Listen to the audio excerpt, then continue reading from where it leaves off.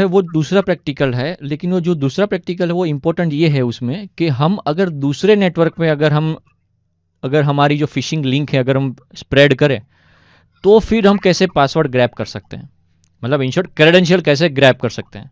User का जैसे authentication require होता है कोई भी लॉगिन पेज में, राइट। फिशिंग ज़्यादातर उसी में होता है, लॉगिन आईडी पे ही फिशिंग होता है, ठीक है ना, ताकि यूज़र अपने क्रेडेंशियल पुट करे और क्रेडेंशियल ग्रैब हो सके। हमने ऐसी ऐसी टूल किट में देख लिया। आज जो है, आज हम दूसरा एक टूल का यूज़ करेंगे, राइट। सो फिशिंग का जो कंसेप्ट था हमने प्रीवियस में देख लिया।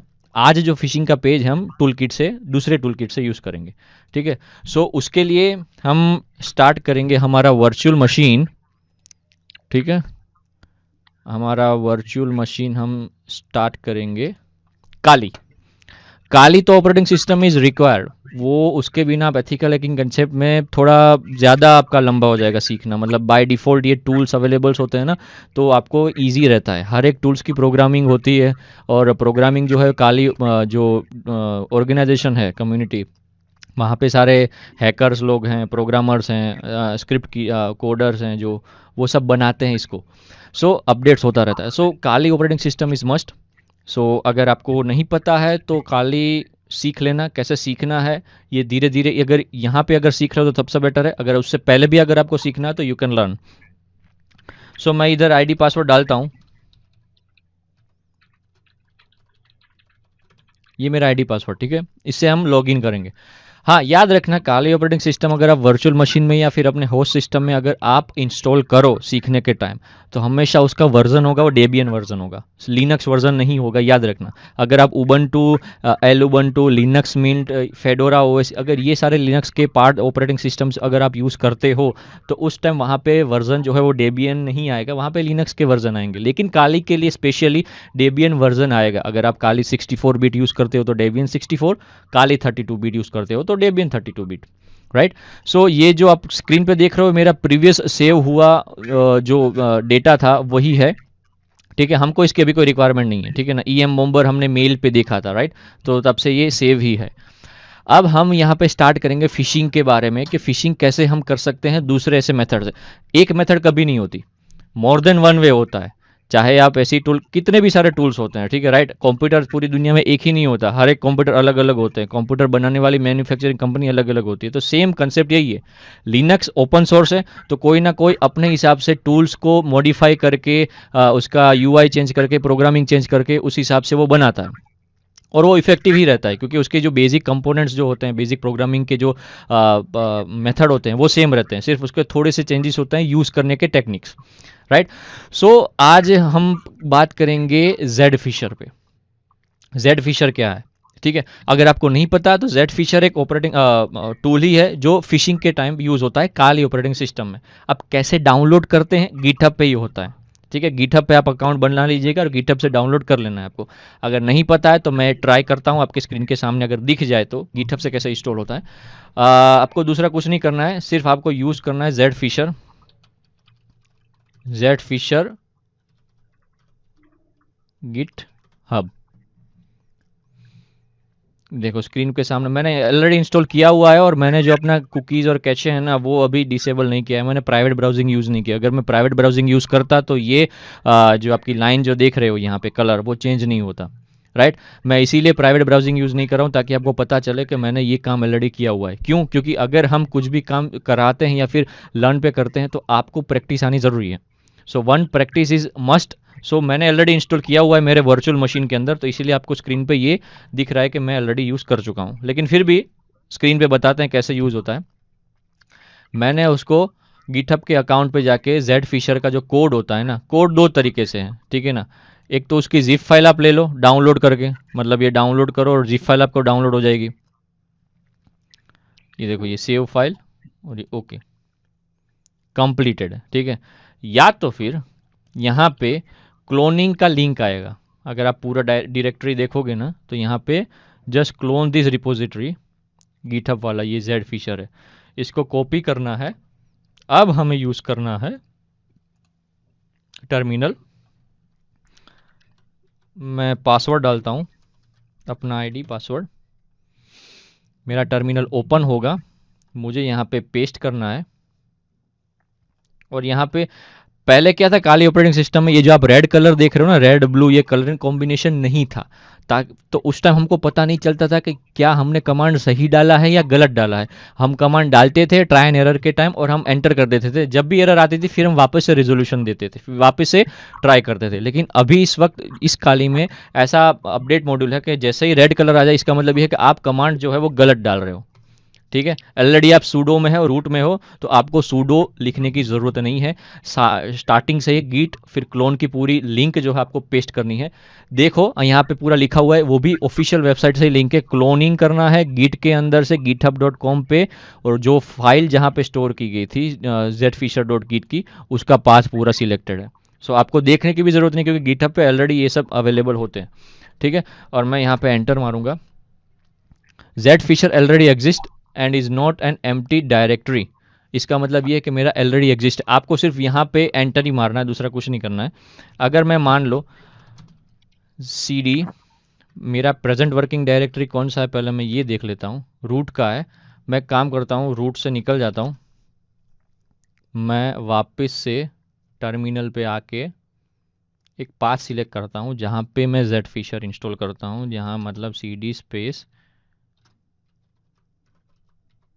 डॉक्यूमेंट्स। अब यहाँ पे अगर मैं पेस्ट करूँगा तो आगे डॉलर का सिंबल जो है वो रेड कलर आ गया। इसका मतलब है कि आपको डॉलर का सिंबल हटाना है। अब यहाँ पे आप रूट पे नहीं हो तो आपको आगे सूडो लिखना पड़ेगा, सूडो गिट क्लोन। अब यहाँ पे पासवर्ड मांग रहा है, जहाँ पे मैं अगर पासवर्ड डालता हूँ तो ये क्लोनिंग करना चालू कर देगा। मेरा ऑलरेडी इंस्टॉल था रूट पे, मैंने रूट पे ऑलरेडी इंस्टॉल कर चुका हूँ। अब मैंने यहाँ पे मेरे होम डायरेक्टरी के मेरी आईडी के अंदर मैंने डॉक्यूमेंट के फोल्डर पे अपलोड किया हुआ है। ठीक है, सो ये मेरा zfisher इंस्टॉल हो चुका है। अगर मैं इसको लिस्ट में देखूँ तो आप देख रहे हो स्क्रीन पे zfisher ऑलरेडी इंस्टॉल्ड है। अब मैं वहाँ पे zfisher पे एंटर कर रहा हूँ। ठीक है, मैं अब उसकी लिस्ट निकालता हूँ तो वहाँ पे .sh वाली फाइल आई है। .sh वाली फाइल आपको रन करनी है। ज़्यादा पूरा कमांड लिखने की ज़रूरत नहीं है, ठीक है ना। जो ऑलरेडी इंस्टॉल करना है वो zfish करके टैब दबा दो, अपने आप आ जाएगा। या फिर बैश लिखो या फिर डॉट और स्लैश लिखो। अगर आप विंडोज़ के सिस्टम है तो .exe फाइल है तो डायरेक्ट रन करना, ये डबल क्लिक करो या फिर राइट क्लिक करके ओपन एज एडमिनिस्ट्रेटर या रन। ठीक है ना, यही है GUI बेस पे, ये कमांड बेस पे, तो हमको कमांड बेस पे उस हिसाब से कमांड लिखना होता है। ठीक है, ये package already install, error record installing ngrok manually, मतलब इंस्टॉल यहाँ पे ngrok का जो इंस्टॉल है वो मैन्युअली आपको इंस्टॉल करना पड़ेगा। सो ngrok आप वापस से गिटहब में जाके ngrok जो है आप वापस से उसकी लिंक लेके वापस से जो भी पाथ आपका सिलेक्ट किया है वहाँ पे आपको सेम टू सेम यहाँ पे जैसे आपने zfisher इंस्टॉल किया वैसे ही ngrok इंस्टॉल करना है। अब ngrok क्या है, ngrok लोकल सर्वर को, मतलब आपके लोकल होस्ट को पब्लिक सर्वर बना देता है। वो एक रिवर्स प्रॉक्सी का काम करता है। जैसे प्रॉक्सी जो मैंने आपको समझाया था ना कि आपका जो रिक्वेस्ट है वो मीडिएटर बनके, प्रॉक्सी सर्वर मीडिएटर बनके आपकी रिक्वेस्ट सर्वर तक पहुंचाता है और सर्वर से वो डेटा फैच करके आपके लिए परोसता है। मतलब इन शॉर्ट मीडिएटर प्रकार का काम हुआ ngrok का। तो प्रॉक्सी का काम जो था वन वे था, मतलब क्लाइंट से रिक्वेस्ट लेके फिर वो अपने हिसाब से अपने पास रिक्वेस्ट ले लेगा और फिर वो सर्वर पे पहुंचाएगा। रिवर्स प्रॉक्सी क्या है, सर्वर की साइड से, मतलब पब्लिक साइड से डेटा आके क्लाइंट की साइड जाता है। ठीक है ना, लोकल होस्ट है जो अपना अभी वर्चुअल मशीन है, वो लोकल होस्ट अपना क्लाइंट कहलाता है। ठीक है ना, अब पब्लिक सर्वर जो है वहां पे सारी रिक्वेस्ट आती है। आप जब वेबसाइट अपलोड करते हो सर्वर पे तो वो पब्लिकली अवेलेबल हो जाता है, तो ऑल ओवर वर्ल्ड से वहां पे रिक्वेस्ट अपलोड मतलब जाती है। ठीक है ना, रिक्वेस्ट फैच होती है, रिक्वेस्ट जाती है तो डेटा फैच होता है। तो वो पब्लिक सर्वर जो है ngrok क्या करता है, आपका लोकल सर्वर को पब्लिक सर्वर बनाने का काम करता है। लोकल सर्वर तो आपका है ही इन शॉर्ट, याद रखना। लेकिन वो करेगा क्या, जितनी भी सारी रिक्वेस्ट पब्लिक सर्वर पे आती है ना, पब्लिक फायरवॉल पे, वहां पे सब जगह फायरवॉल होता है, तो पब्लिक फायरवॉल पे जैसे ही रिक्वेस्ट आती है वो फायरवॉल की रिक्वेस्ट, फायरवॉल से रिक्वेस्ट सीधा फैच करके आपके लोकल सर्वर तक लाता है। तो उसको बोलते हैं रिवर्स प्रॉक्सी। ठीक है, सो यही काम करता है इंस्टॉल ngrok मैन्युअली। मैंने ऑलरेडी इंस्टॉल कर चुका हूं रूट सर्वर पे, तो हम डायरेक्ट वहां पे रूट सर्वर पे जाते हैं। आपको ये एक बार करना है ngrok इंस्टॉल। गिटहब पे जाके से भी कर सकते हो, अगर आप विंडोज यूज करते हो तो आप विंडोज से डायरेक्ट ngrok डाउनलोड कर सकते हो। गिटहब पे जाके उसकी वेबसाइट को क्लोन करो या फिर जिप फाइल को डाउनलोड करो। ठीक है, अगर जिप फाइल को मतलब क्या कर मतलब जिप फाइल को निकालना है, जैसे आप कैसे विंडोज पे विनरार पे जिप फाइल निकालते हो, वैसे ही अगर यहाँ पे जिप फाइल निकालना है तो इसको सिर्फ अनजिप लिखना है। ठीक है ना, देखो कलर चेंज हो गया। अगर मैंने ठीक नहीं किया तो ये रेड कलर है, मतलब मेरा कमांड गलत है। अब अनजिप करके फिर मैं पाथ जो है मेरी फाइल मैं वो करूंगा, फिर मैं एंटर मारूंगा तो मेरा जो है रिक्वेस्ट वो एक्सेप्ट हो जाएगा और मेरा जो जिप फाइल है वो अपना नॉर्मल वे में नॉर्मल फॉर्म में आ जाएगा। सो मैं जाता हूँ अब रूट फोल्डर पे।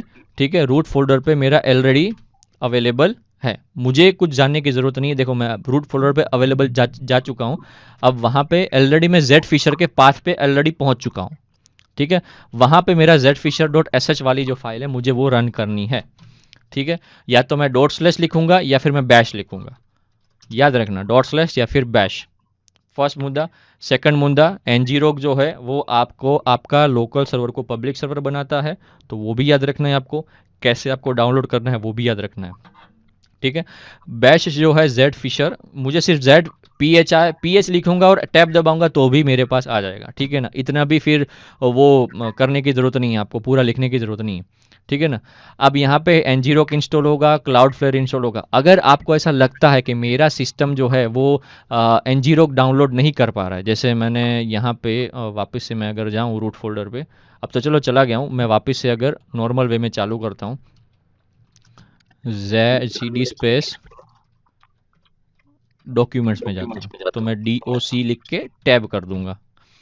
अब लिस्ट में जाके मैं जेड फिशर में एंटर करता हूँ। हाँ, केस सेंसिटिव वाली चीज़ है, अगर आप विंडोज़ कमांड यूज़ करते हो तो आप कैप्स लॉक स्मॉल करो, कैसे भी लेटर लिखोगे वो एक्सेप्ट करेगा, लेकिन यहाँ पे गलत चीज़ है, आपको हमेशा स्मॉल में ही टाइप करना है। अब मैं यहाँ पे लिस्ट करके देखूंगा तो मुझे यहाँ पे जेड फिशर इंस्टॉल करना है, देख लो आपके सामने हो गया। सो मैं इन शॉर्ट हमेशा याद रखना, काली ऑपरेटिंग सिस्टम जब भी आप यूज़ करो या फिर कोई भी सॉफ्टवेयर इंस्टॉल करो तो सबसे पहले उसको अपडेट एंड अपग्रेड करके ही आपको सॉफ्टवेयर इंस्टॉल करना है, ताकि आपको लेटेस्ट सॉफ्टवेयर जो है आपके पैचेस में रन हो पाए। ठीक है, अब ये सारे जो पेजेस आप देख रहे हो, 33 गिटहब है, 11 ट्विच है, फर्स्ट फेसबुक है, सेकंड इंस्टाग्राम है, थर्ड गूगल है, ये सारे ये पेजेस हैं जहाँ पे क्रेडेंशियल लॉगिन क्रेडेंशियल मांगते हैं। ठीक है, अब जेड फिशर जो है वो यहाँ इतनी सारी पेजेस जो है अवेलेबल रखता है।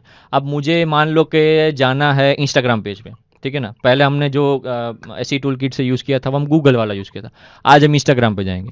ठीक है, तो होगा क्या पता है, मैं जिस सिस्टम में अभी यूज़ कर रहा हूँ ना वो अलग नेटवर्क है, वहाँ पे एक लिंक क्रिएट होगी। फिशिंग में हमेशा लिंक ही क्रिएट होती है, अगर आप वो लिंक ईमेल थ्रू भेजो तो ईमेल फिशिंग हो गई, एसएमएस थ्रू भेजो एसएमएस फिशिंग हो गई।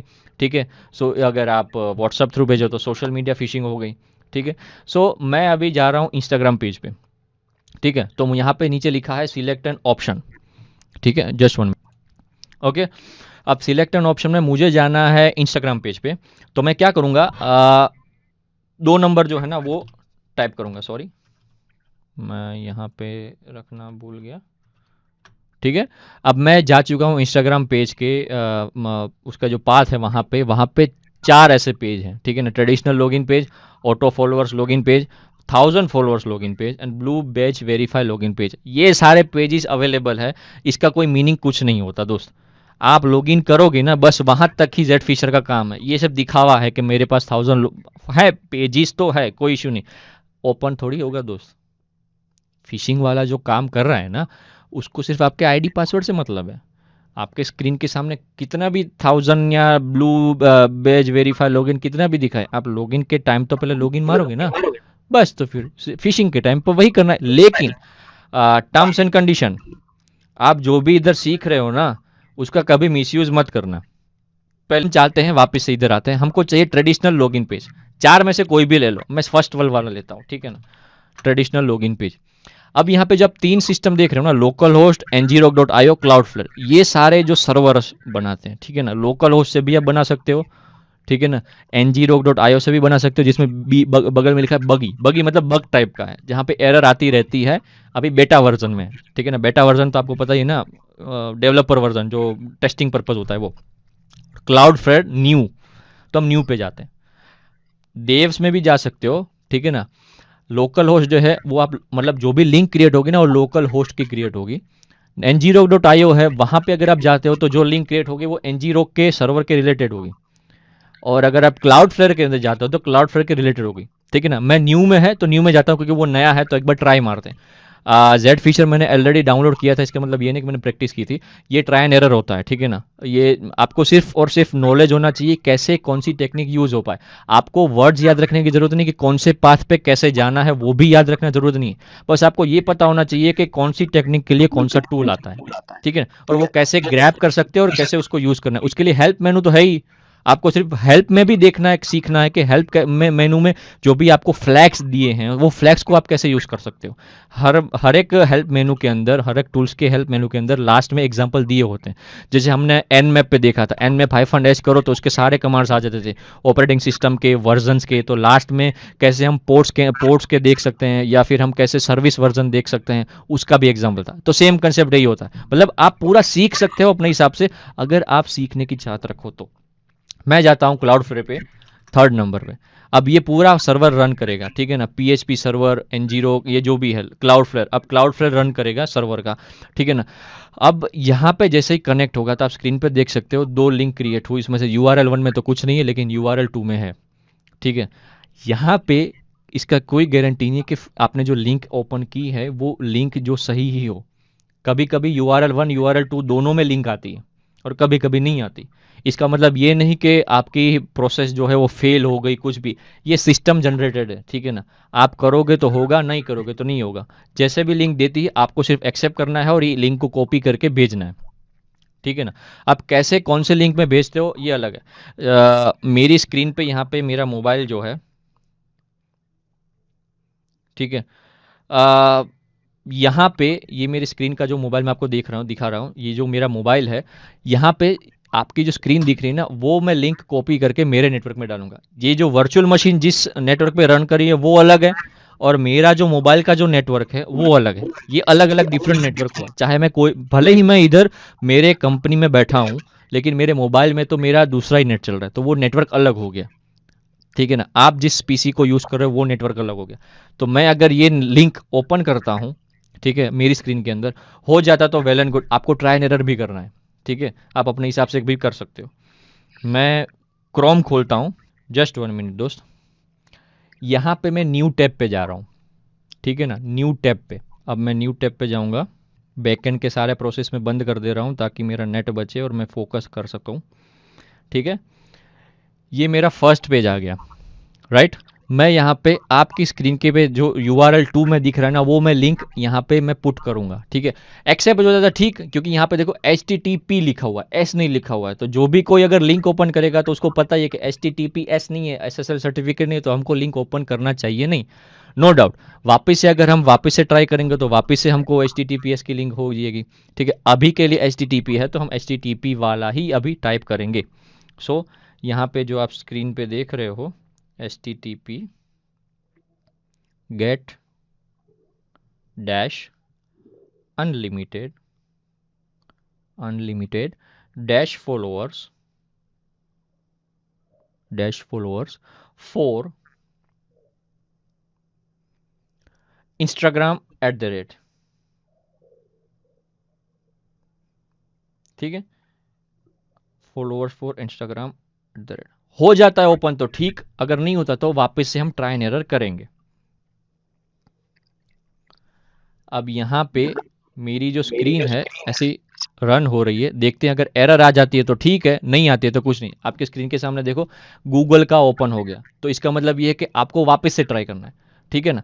सो HTTP बना तो वापस से ट्राई करते हैं, तो उसके लिए कोई दिक्कत नहीं है। वापस से हम जाएंगे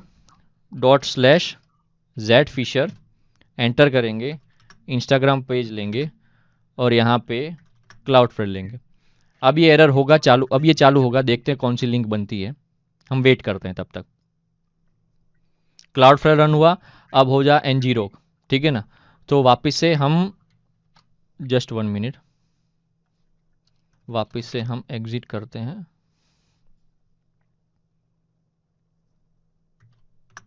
हमको इंस्टाग्राम ही चाहिए तो हम इंस्टाग्राम पे ही फोकस करेंगे। ओके, सो हमने तीसरी बार जब ट्राई की ना तो हमको दो लिंक मिली, राइट, HTTPS और HTTP वाली। आपने HTTP देखा चालू नहीं हुआ, ठीक है ना। अब वापस से HTTPS वाला ट्राई करते हैं। सो उसके लिए मैं अपना टैब बंद करता हूँ, वापस से स्टार्ट करता हूँ, वापस से मैं फर्स्ट पे आ चुका हूँ, राइट। सीखना ट्राई भी करना, अगर सक्सेस हो गए तो उसका मिसयूज मत करना, ये स्टेटमेंट याद रखना, ठीक है। https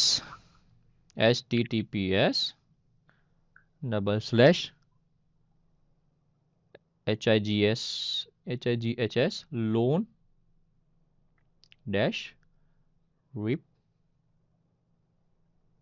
dash luis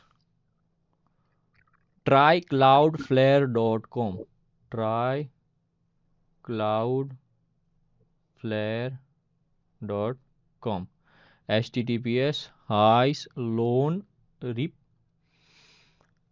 luis trycloudflare.com। अब यहाँ पे देखो हो रहा है, जैसे जैसे स्क्रीन पे आगे बढ़ेगा ना, तैसे तैसे आप स्क्रीन पे देखो, दूसरी भी स्क्रीन पे देखो जहाँ पे विक्टिम्स आईपी आप डिटेक्ट कर पा रहे हो 157.32.123.80। मतलब इन शॉर्ट मेरा जो आईपी है वो इधर यहाँ पे ग्रैब हो चुका है और IP.txt में मेरा आईपी स्टोर हो चुका है, ठीक है। अब जैसे जैसे धीरे धीरे आगे बढ़ेगा ना, तैसे तैसे यहाँ पे एक एक करके लाइन आती रहेगी। जैसे ही ट्रेडिशनल लॉगिन पेज आ जाता है ना, तो वही लॉगिन पेज पे आप जैसे ही क्रेडेंशियल डालोगे तो यहाँ पे आईडी पासवर्ड आपके सामने आ जाएगा। वेट करते हैं क्या इशू है। ये मत समझना कि सर जी मेरा 4G नहीं है, ऐसा नहीं है, ठीक है ना। मैं जिस एरिया में बैठा हूँ वहाँ पे शायद नेटवर्क का इशू हो सकता है, इसकी वजह से ऐसा हुआ है। सो ये मत समझना कि 4G मैं यूज़ नहीं करता ठीक है। वेट करते हैं तब तक, ठीक है, देखते हैं क्या होता है। मेरा लॉगिन तो खुल गया बट यहाँ पे आया नहीं है, तो हम ट्राई करते हैं एक और बार, ठीक है ना। सो लिंक को हम करेंगे कॉपी, ठीक है। हमारा जो टैब है वो हम डिलीट करते हैं, वापस से हम पेस्ट करते हैं।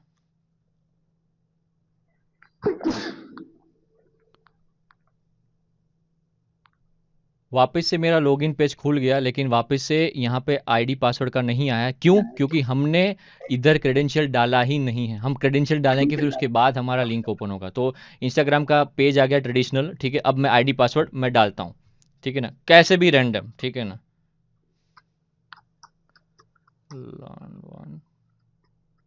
और पासवर्ड,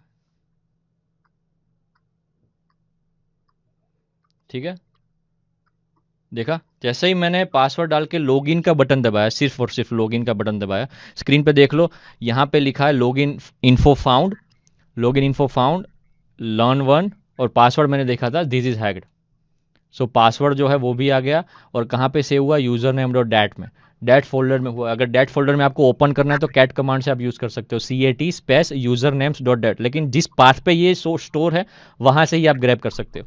सो दिस इज ये एक टेक्निक जो थी, ये लर्न वन, और ये देखो आप स्क्रीन पर देख सकते हो अकाउंट और पासवर्ड दोनों मिल चुके हैं। सो जब तक ये आपका जो फिशिंग जेड फिशर और साथ में इंटरनेट और साथ में काली ऑपरेटिंग सिस्टम, ये तीनों चीज़ आपके सामने अवेलेबल रहेगी, मतलब चालू रहेगा, तो आप जो है स्क्रीन पे देख सकते हो, ठीक है ना। सो यूजर नेम डॉट डैट में ये फाइल स्टोर हो चुका है। अगर मैं Ctrl+C करूं तो वापस से, अगर मान लो कि मैं एक और बार ट्राई करता हूं, ठीक है, मैं वही लिंक को ओपन करता हूं अनदर टाइम वापस से, ठीक है ना, ओपन कर रहा हूं। अब यहाँ पे आप जो भी पुट करोगे ना, तो नीचे वापस से एक और बार हो जाएगा विक्टिम आईपी फाउंड, ठीक है। आप ये अब क्या कर सकते हो, अब इसका मिसयूज, ये देखो अब मैं जो बोल रहा हूँ ना वो टर्म्स एंड कंडीशन में आता है कि एजुकेशन पर्पस का ही है, ठीक है। अगर आप एथिकल हैकर हो और आपको कोई टारगेट, जो ऐसा विक्टिम है जो बैड इंटेंशन वाला है और उसको कुछ नॉलेज नहीं है, लेकिन वो कोई मतलब हत्यारा है, कुछ भी है, और उसके मोबाइल हैक करना है आपको कैसे भी तरीके से, मतलब जासूसी करनी है, तो ये लिंक जो है आप कॉपी करके, मतलब कैसे भी तरीके से आप उसके ट्रस्ट में आके भेजो, और उसका जो लिंक ओपन करवाने का बोलोगे तो इंस्टाग्राम आईडी फाउंड, मतलब इन शॉर्ट उसका क्रेडेंशियल जैसे ही डालेगा तो आपकी स्क्रीन के सामने वो आ जाएगा। सो ये था जेड फिशर का एक टूल काली ऑपरेटिंग सिस्टम के मदद से, कि जिसकी मदद से हम फिशिंग कर सकते हैं। बहुत सारे ऐसे टूल्स हैं, बहुत सारी टेक्निक्स हैं, आप यूट्यूब पे देखो, सर्च करो, कैसे भी करी मतलब प्रैक्टिस करो, लर्न करो, ट्राई एंड एरर करो, ठीक है ना। हमने 2 बार ट्राई की, फिर बाद में हमको HTTPS वाली लिंक आई। इसका मतलब ये नहीं है कि हम एक बार में ही सक्सेसफुल हो जाए, ये ट्राई एंड एरर होता रहता है। और आपको ये माइंडसेट ऐसे रखना है कि आप एक एज अ स्टूडेंट ही सीख रहे हो, सीखना है बस, कंपैरिजन नहीं करना है किसी से कि भाई मुझे आ गया और किसी को दूसरे में मुझे लेट हुआ लिंक ओपन करने में और दूसरा ज़्यादा हो गया, ऐसा कुछ नहीं है। सो ये जो था, ये हमारा फिशिंग का एक पर्पस था जो हमने इधर देखा, ठीक है। अब यहाँ से हम अगर को मैंने जितने भी प्रैक्टिस की थी, ठीक है ना, वो इधर यूज़र नेम और डैट फाइल में स्टोर हो चुकी। सो मैं कंट्रोल C करके इसको इंटरप्रेट कर दूंगा, और यहाँ पे मैं अगर जेड फिशर के अंदर दिखूंगा तो यहाँ पे यूज़र नेम्स और डैट फाइल के अंदर मेरा जितना भी अकाउंट था वो स्टोर हो चुका है, ठीक है ना। सो मैं यहाँ पे ये भी ओपन करूँगा, टेम्प्ररी बेसिस पे, मैं पूरा ओपन नहीं करूँगा। तो आप देख सकते हो, पास दिस इज हैक्ड, मतलब in short user name dot that file के अंदर मैंने एक ही यूजर आईडी पासवर्ड जो अभी डाला था वही हुआ, learn one pass this is hacked, ठीक है। और टेक्स्ट फाइल जो थी आईपी डॉट टेक्स्ट फाइल, उसमें मेरी आईपी स्टोर हो चुकी, ठीक है। सो मैं अगर टेक्स्ट फाइल को भी ओपन करूं तो आप देख सकते हो कैसे लाइन देखो, यूजर एजेंट मोजिला 5.0, ठीक है, लिनक्स, एंड्रॉयड 8.1, मेरा मोबाइल का ऑपरेटिंग सिस्टम का वर्जन एंड्रॉयड 8.1 है, मेरा मोबाइल का नाम मोटो G5 प्लस है, ठीक है। और और क्रोम में भाई ने ओपन किया हुआ है, इतना डेटा आपको मिलता है, याद रखना, IP.text के अंदर, ठीक है ना। सो क्रोम में ओपन हुआ है, मेरा मोबाइल का नाम, वर्जन, ये पूरा बटा डेटा आपको मिल जाता है। सो ये थी एक टेक्निक जिसकी वजह से हम फिशिंग कर सकते हैं। और बहुत सारे ऐसी टेक्निक है, आप खुद से भी सीखो। अगर आपको ऐसा लगता है कि आपने कुछ नया सीखा है तो हमको भी बताइए, फॉर्म्स पे जाके आप भी पुटअप कीजिए कि ये भी ऐसी टेक्निक है जिसकी वजह से फिशिंग हम कर सकते हैं, राइट। सो ये था हमारा फिशिंग कंसेप्ट, ठीक है।